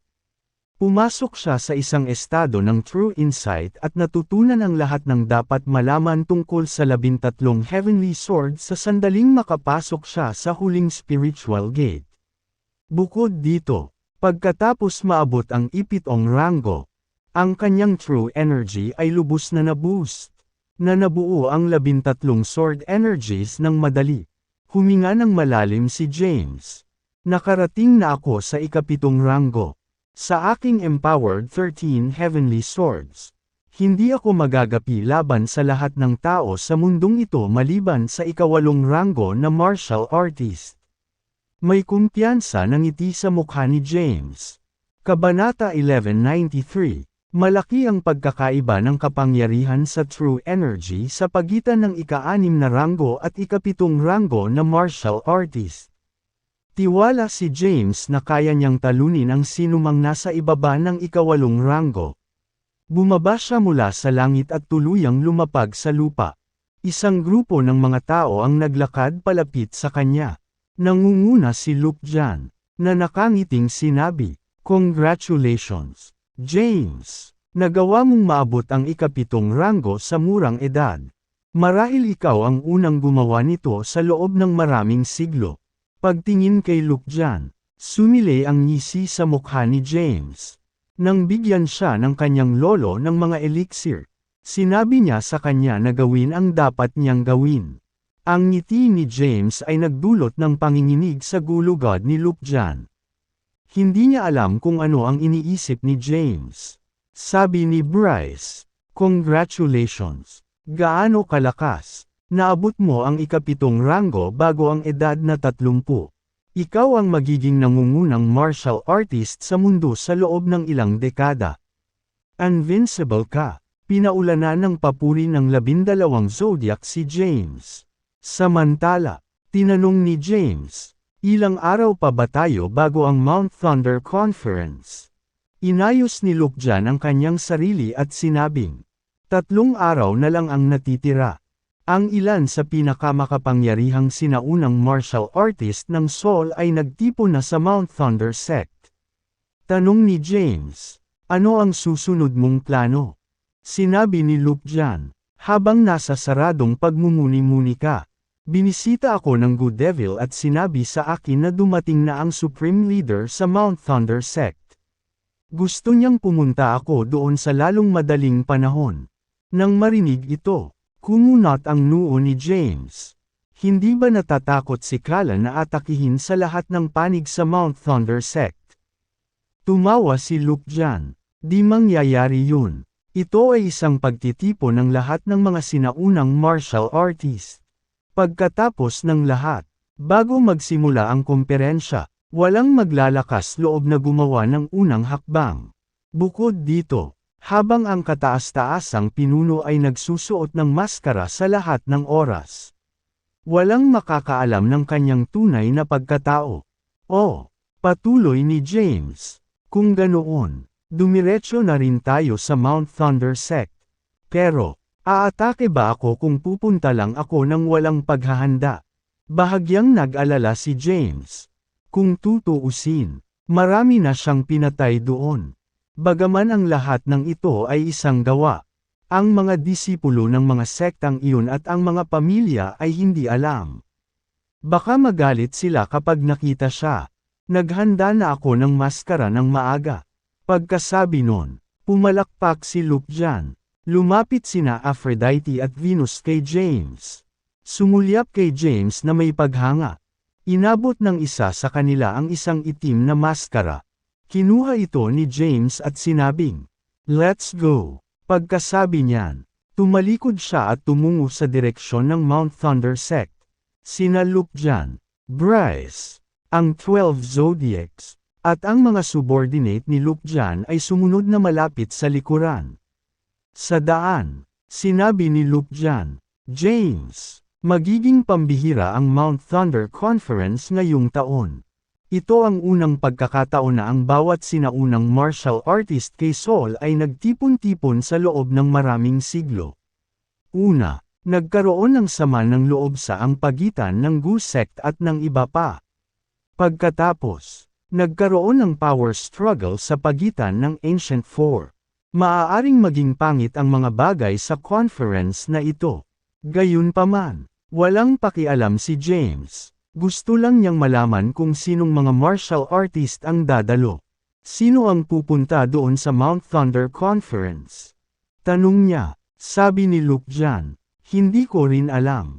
Karamihan sa mga sinaunang martial artist ay namatay sa labanan laban sa Gu sect 1 siglo na ang nakakaraan. Walang nakakaalam kung sino ang eksaktong lumitaw sa kanilang lugar. Marahil si Winston Blythe ng pamilyang Blythe ay maaaring ituring na isang bagong lumitaw na kalaban.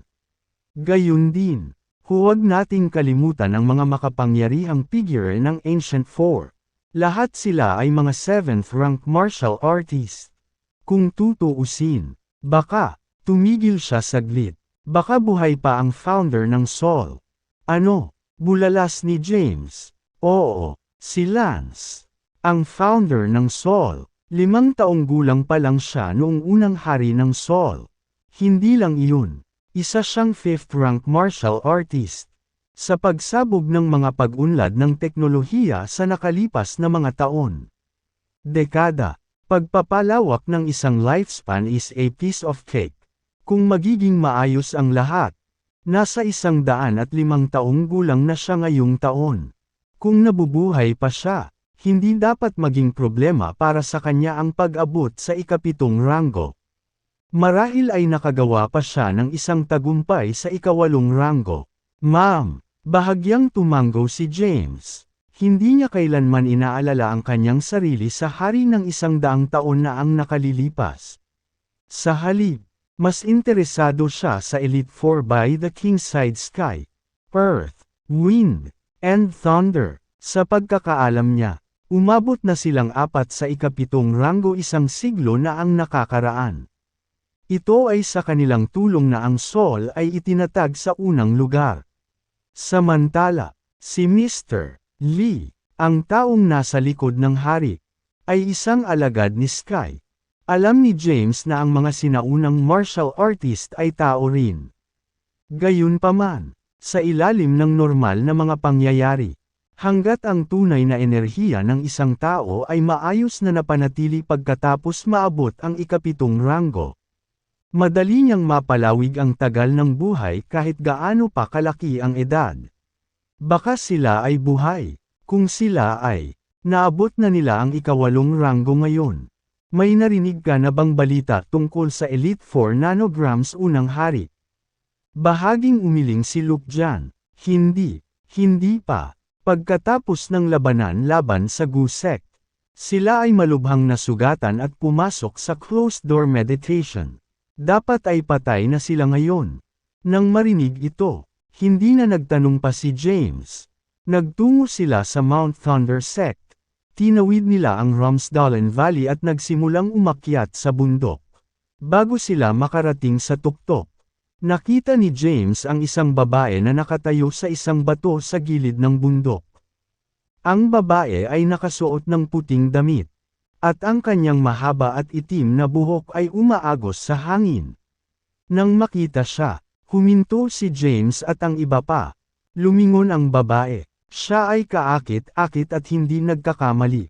Si Thea pala. Pagtingin sa grupo ng mga tao ay napako ang tingin ni Thea sa lalaking nakamaskara.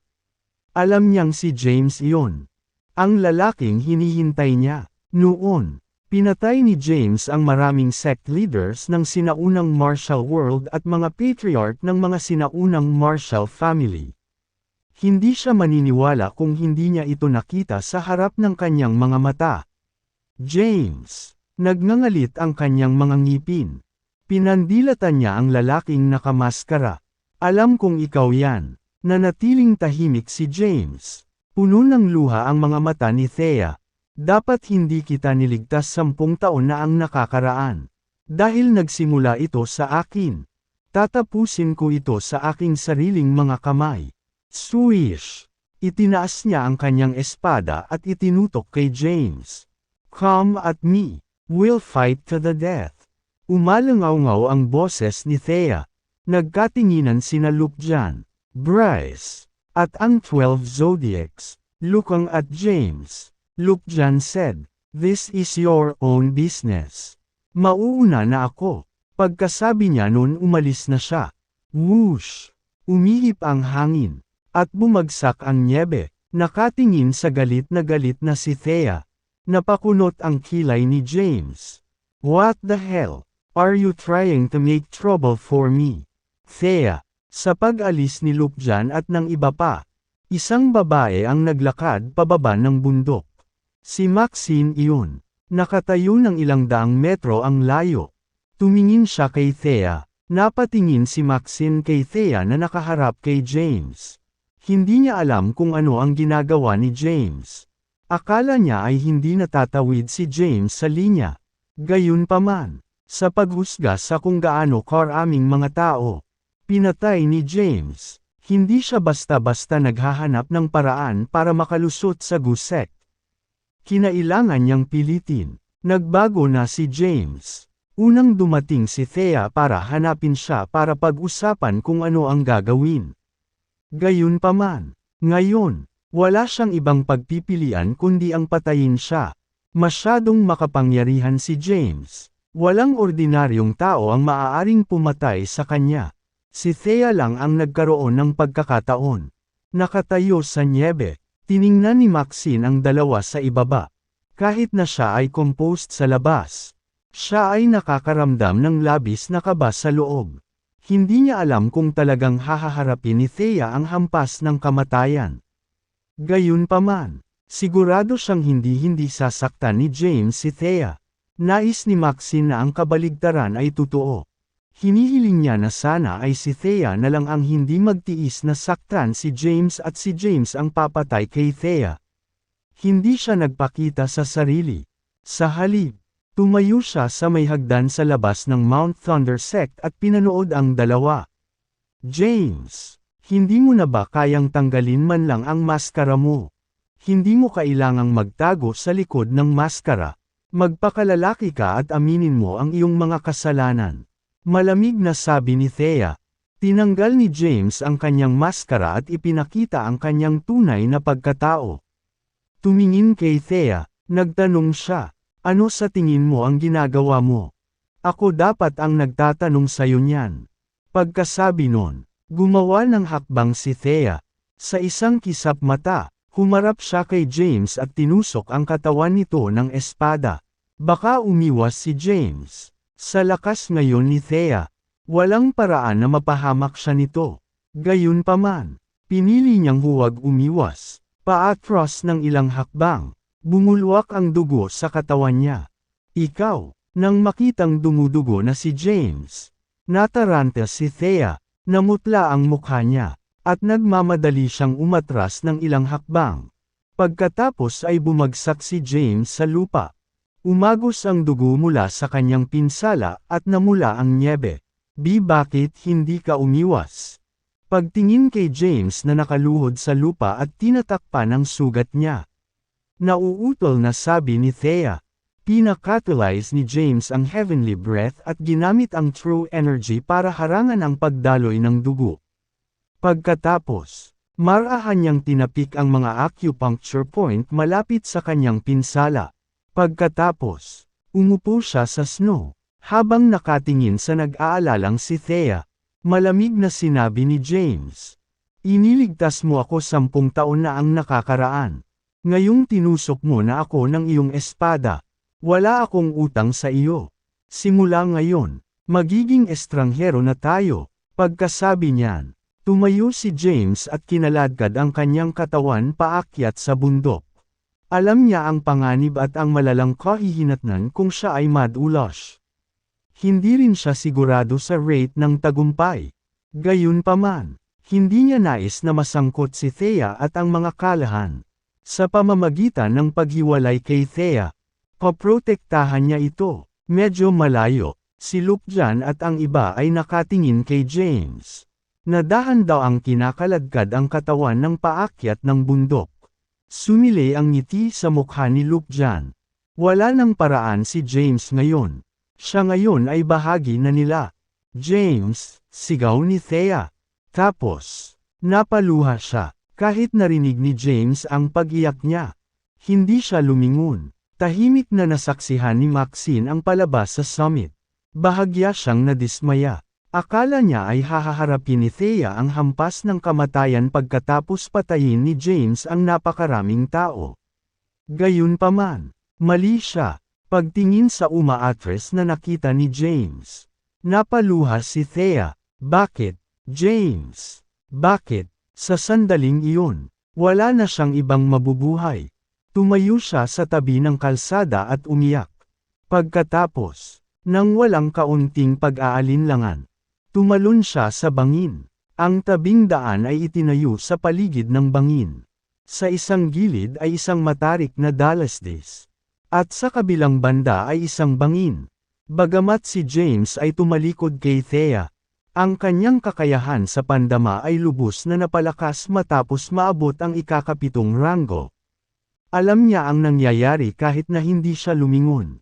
Sa sandaling tumalon si Thea sa bangin. Naramdaman niya agad ito. That idiot, he cursed silently. Pagkatapos, sa isang iglap, lumukso siya sa hangin at bumaba sa matatayog na bangin. Bagamat siya ay isang 7th-rank martial artist, hindi niya makontrol ang kanyang true energy ayon sa gusto niya dahil siya ay nasugatan. Dahil dito, hindi niya lubos na nakontrol ang bilis ng kanyang pagbagsak. Gayunpaman, nang makita ang bumagsak na si Thea, wala siyang pakialam sa kanyang mga pinsala. Nakatalyze niya ang true energy at pinabilis. Sa isang iglap, bumaba siya ng ilang metro at humarap kay Thea habang niyakap ito.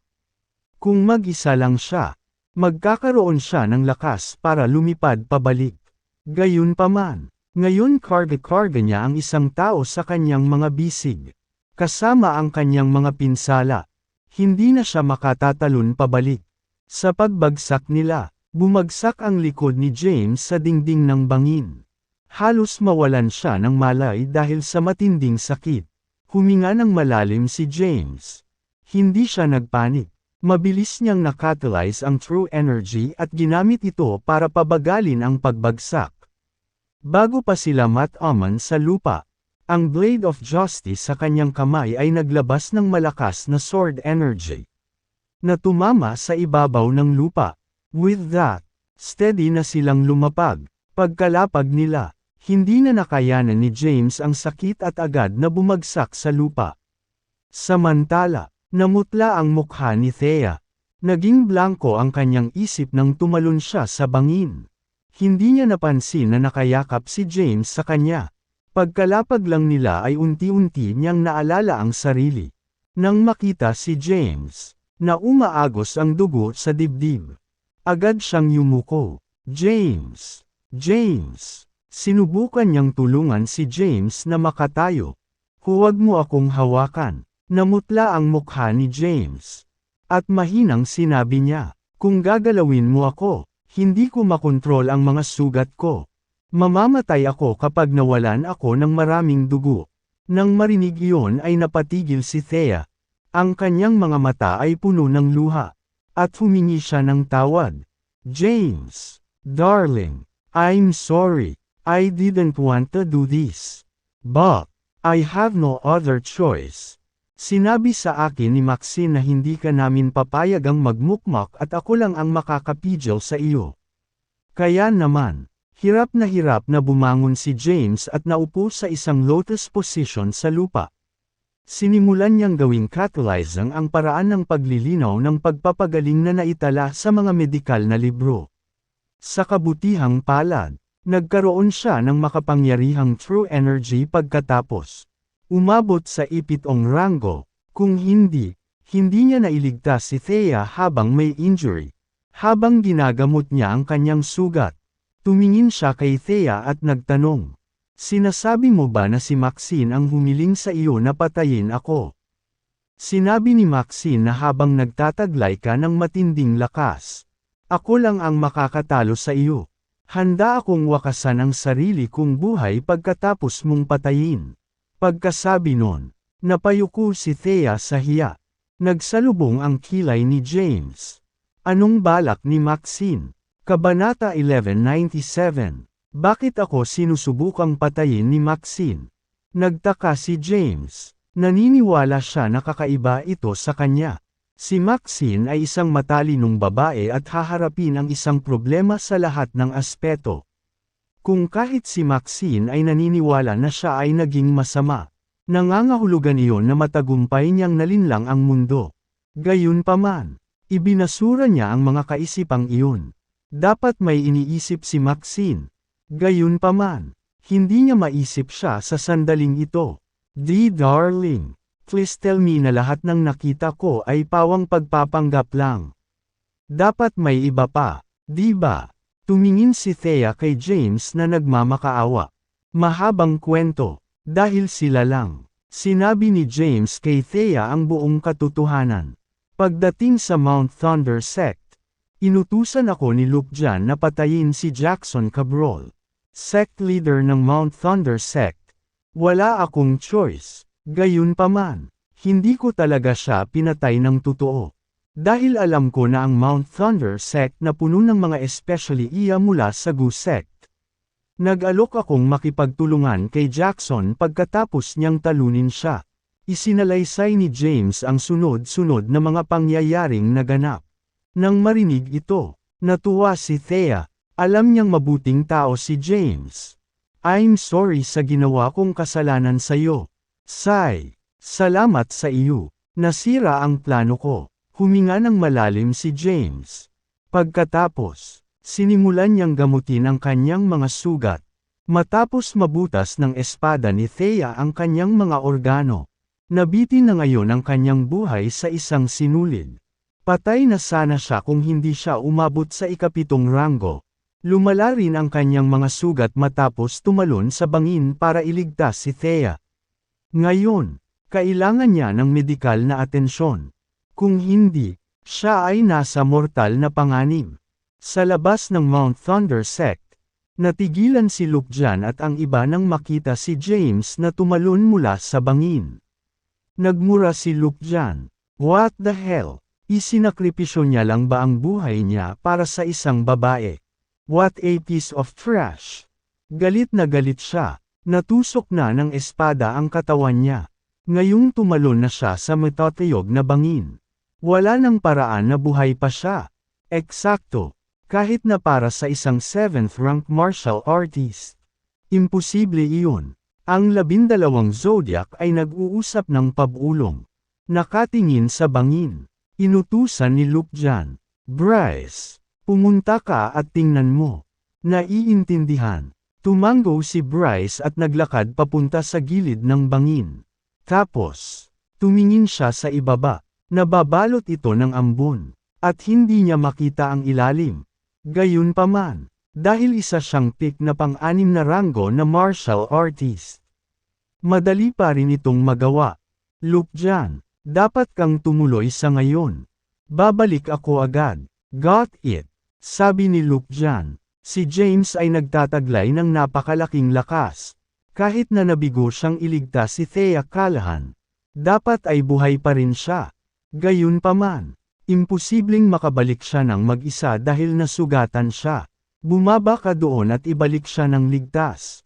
Naiintindihan. Tumango si Bryce. Then, tumalon siya sa bangin. Tahimik na pinagmamasdan ito ni Maxine mula sa malayo. Lihim siyang natuwa nang makitang tumalon si Thea sa bangin. Gayunpaman, nang tumalon si James mula sa bangin upang iligtas siya ng walang kahit katiting na pag-aalinlangan. Siya ay nadismaya. Habang buhay nasasakupan ni Thea ang pinakamataas na pwesto sa puso ni James. Sa tabi niya, si Thea, hindi mapapansin ni James ang ibang mga babae sa paligid niya. Hindi siya sigurado kung mabubuhay pa si Thea. Gayunpaman, alam niyang hindi mamamatay si James. Pagkatapos ng lahat, si James ay nagtataglay ng lakas na madaling talunin ang mga sinaunang martial artist. Bumantong hininga siya at umakyat sa bundok. James! Habang ginagamot ni James ang kanyang mga sugat, narinig niyang may tumawag sa kanya. Nagdilim ang mukha niya. Nandito ba ang mga tauhan ni Luke Jan? Nang marinig ang boses, binigyan siya ng assurance ni Thea. Huwag kang mag-alala, wala akong sasabihin sa kanila. Huminga ng malalim si James at sinabing, isa yan sa mga pinagkakatiwalaan ni Luke Jan. He's a peak 6th rank martial artist. Watch out not to reveal yourself. Nakuha ko. Tumango si Thea. Kabanata 1198. O James. Tawag ni Bryce, dahan-dahan siyang lumapit kina James at Thea. Hindi nagtagal. Nasa loob na siya ng larangan ng pangitain ni James. Nang makitang ginagamot ni James ang kanyang mga sugat habang si Thea ay nakatayo sa tabi niya. Nakahinga siya ng maluwag bago ngumiti ng may ngiti. Alam ko na wala kang problemang makaligtas sa pagtalon sa bangin. Nanatiling tahimik si James. Lumapit si Bryce sa kanya at tinanong, "Kumusta ang pakiramdam mo?" Iminulat ni James ang kanyang mga mata at tinignan siya ng mahina. "Ang aking mga pinsala ay medyo malubha. Kailangan ko ng oras para gumaling. Bakit hindi ka muna bumalik? Kapag gumaling na ako, makikipagkita ako sa iyo sa Mount Thunder sect." Sandaling nag-alinlangan si Bryce bago sinabing, "James, sa tingin ko mas mabuti kung tulungan kita." Sumulyap sa kanya. Bahagyang tumango si James. Gumagana rin iyan. Lumapit sa kanya si Bryce. Dahan-daang bumangon si James sa tulong ng Blade of Justice. Tinulungan siyang tumayo ni Bryce at sinabing, "Hanggang sa ilabas ka muna rito. Kapag ligtas ka na, babalik ako para kay Thea."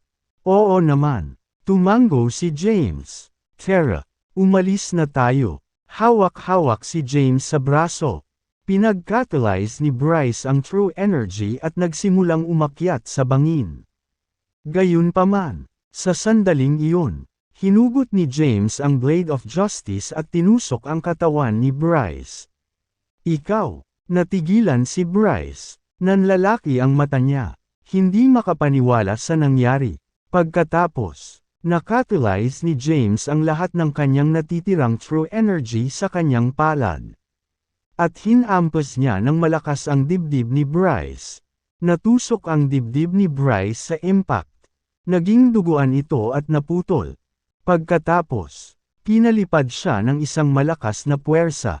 Pagkahampas niya sa dingding ng bangin ilang metro ang layo, bumagsak siya sa lupa. Blurg. Dahil sa puwersahang pinakatali ni James ang true energy, lumala ang kanyang mga pinsala. Nagsuka siya ng isang subo ng dugo at bumagsak sa lupa. "Darling!" Nagmamadaling tumakbo si Thea kay James at tinulungan itong tumayo. Kumaway si James. "Ayos lang ako." Kahit na tinusok niya ng espada ang katawan ni Bryce at sinaktan siya ng true energy. Nag-aalala pa rin siya. Ito ay isang pick na pang-anim na ranggo na martial artist. Pagkatapos ng lahat, habang hawak ang Blade of Justice, dahan-dahan niyang kinaladkad ang kanyang katawan patungo kay Bryce. Nakahandusay si Bryce sa lupa na hindi kumikibo. Ang kanyang dugo ay namumula sa puting nyebe. Ang kanyang buhay ay nakabitin sa pamamagitan ng isang sinulid.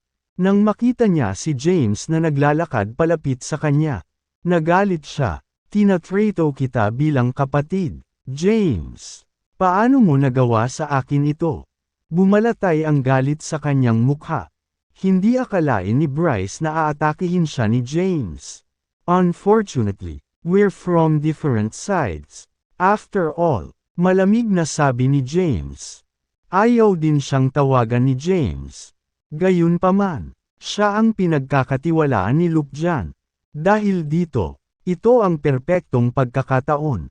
Pagkatapos na maalis siya, magkakaroon siya ng isang mas kaunting kaaway sa Mount Thunder Conference. "Ako ay humihingi ng paumanhin." Itinaas ni James ang Blade of Justice at ilang beses pang sinaksak si Bryce. Nakahiga ngayon si Bryce sa isang pool ng dugo. Hindi gumagalaw. Matapos patayin si Bryce, napaatras si James ng ilang hakbang bago bumagsak sa lupa.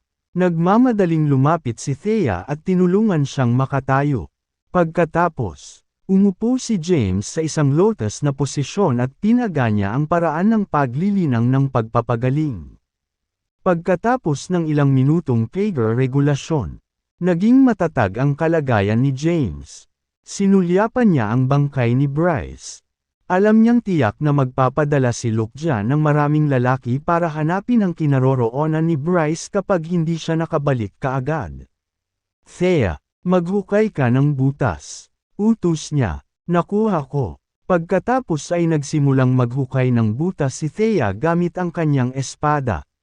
Bilang isang martial artist, nagtataglay siya ng makapangyarihang true energy.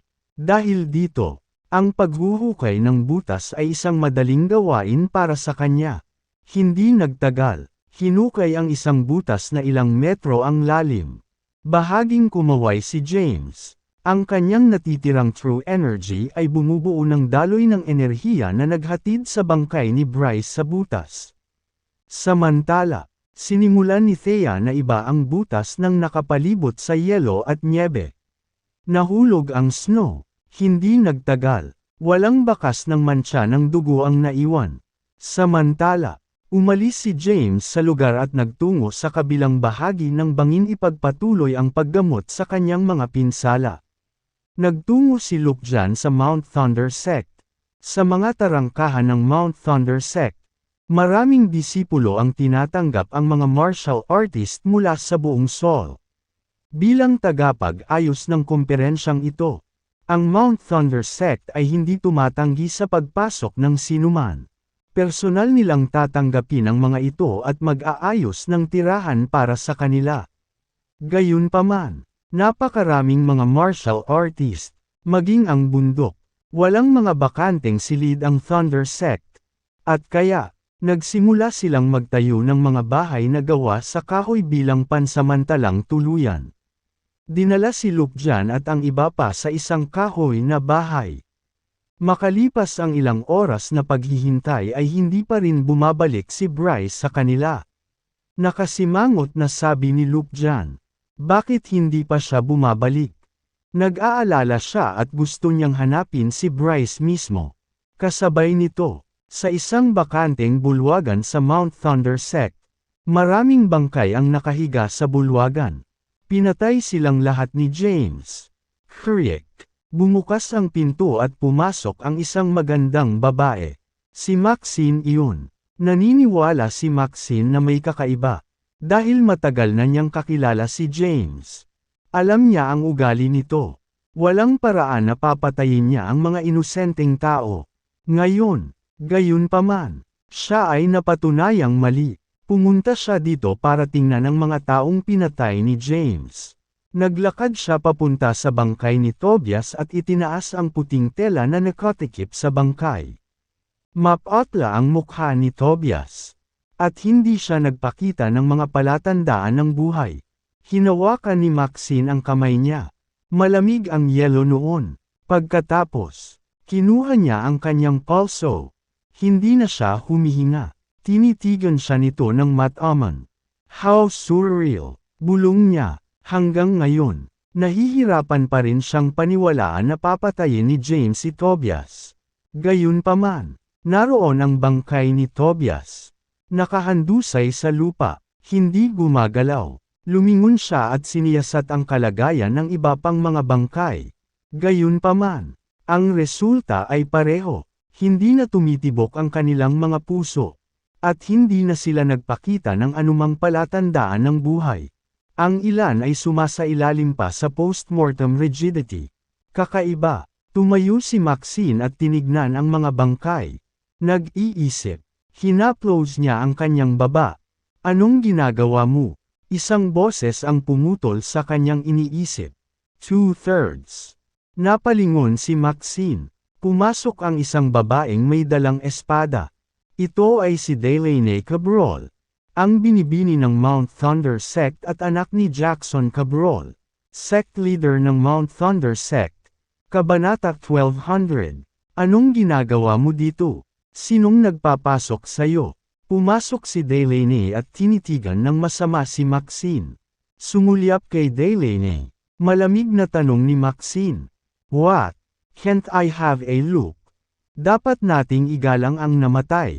Ikaw, sige. Naiintindihan ko. Aalis na ako agad. Dahil ayaw na niyang pahabain pa ang usapan ng hindi kailangan. Tumalikod na si Maxine para umalis. Pasulyap-sulyap sa mga bangkay sa lupa. Tumalikod na rin si Delaney para umalis. Sa bangin, ginagamot ni James ang kanyang mga sugat. Gayunpaman, ang kanyang mga pinsala ay malubha. Hindi sila magpapabata sa ganoong kaikling panahon. Gayunpaman, Pagkatapos ng ilang oras ng regulasyon, ang kanyang kondisyon ay naging matatag, hanggat hindi niya ginagamit ang true energy ng walang ingat. Hindi siya malalagay sa mortal na panganib. All this while, si Thea ay nagbabantay sa tabi niya. Alam ni Thea na siya ay malubhang nasugatan. Sa sobrang sama ng loob niya, nanatili siyang tahimik. James! Isang boses ang dumating. Binuksan ni James ang kanyang mga mata. Isang matandang lalaki ang nakatayo sa kanyang harapan. Bakit ka nandito? Tumingin si James kay Lupjan at nagtanong. Nakangiting sabi ni Lupjan, nag-alala ako na baka nasa panganib ka. Kaya nga ako bumaba dito para hanapin ka.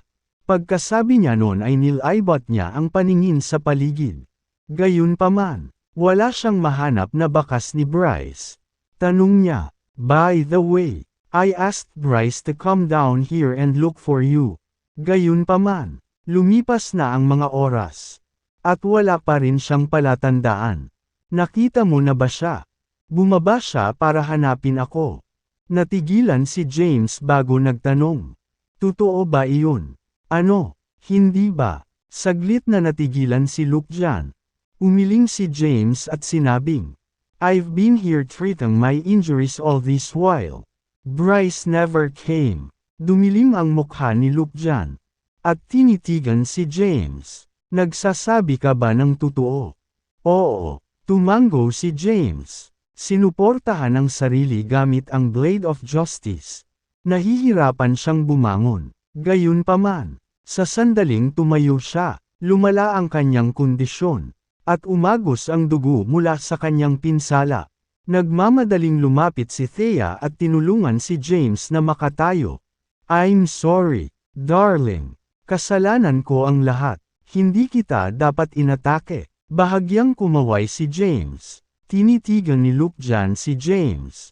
Basag-basag ang kanyang damit. At makikita ang dugo sa kanyang likod. Siguradong nasugatan niya ang sarili habang tumatalon sa bangin. Kakaiba, saan pumunta si Bryce? Naguguluhan siya. Isinasantabi ang mga iniisip na iyon. Lumapit siya kay James at sinabing, pag-uusapan natin ito pagkatapos nating marating ang Mount Thunder Sect. Pagkasabi nun, hinawakan niya pareho sina James at Thea at pumailang lang sa langit. Maya-maya, nakarating na sila sa taas. Dinala sina James at Thea sa Mount Thunder Sect. Sa sandaling dumating si James, agad siyang nakilala ng maraming disipulo na nag-ukit sa kanilang mga espada nang makita siya. James, halimaw ka, ipaghihiganti ko ang sect leader. Si James ay lumitaw, hindi nagtagal, kumalat ang balita tungkol sa pagdating ni James. At nagtipon ang mga tao. Daan-daan ang lumitaw sa labas ng mga tarangkahan ng Mount Thunder Sect at hinarangan ang landas ni James. Tiningnan ni Lupjan ang mga tao at malamig na sinabi, hindi pa nagsimula ang komperensya. Gayunpaman, lahat kayo ay sabik na patayin siya. Ipapaalam ko sa inyo na lalaban ako hanggang sa mapait na wakas. Lumapit si Donovan Blythe at sumigaw. Alam kong gusto mong patayin si James para ipaghiganti ang mga sect leaders ninyo. Gayunpaman, dalawang araw na lang gaganapin ang conference. Hindi na natin kailangang magmadali. Kapag nagsimula na ang conference, kaya nating patayin si James ng patas sa arena at ipaghiganti ang ating mga sect leaders. Ang isa pang kilalang sinaunang martial artist ay humakbang at nagsabing, eksakto, 2 araw na lang ang natitira. Hindi na kailangang madaliin ang mga bagay-bagay. Huwag kang mamatay bago iyon. James, ako ang unang maghahatid ng hustisya sa araw ng komperensya. Pagsumpa nila. Samantala, dinala ni Lupjan si James sa kanyang kasalukuyang tinutuluyan. Nandoon sina Aphrodite at Venus at aalagaan siya. Pagkalabas ng silid, nakita niya ang 12 zodiacs at sinabing, nawala si Bryce. Gusto kong pumunta sa ilalim ng mga bangin at hanapin ang bawat sulok. Mag-ingat na suriin ang bawat lokasyon.